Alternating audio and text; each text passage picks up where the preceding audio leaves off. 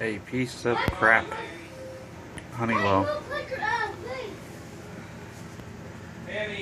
These Chinese or whoever makes it, I guess they don't really have a good idea how to make something work for a while.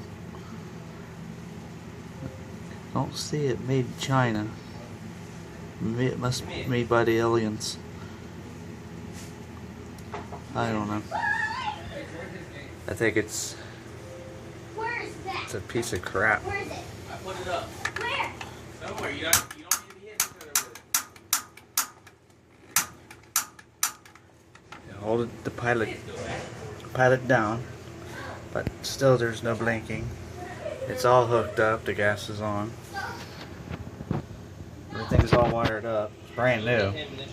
It's only been in here for about 2 years, and now it's not working at all. And there's no blinking at all. You should turn it on.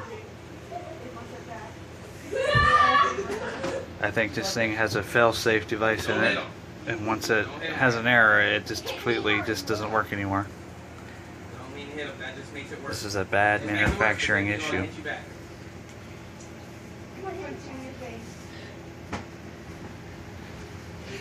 Sit down. I didn't even really hump him.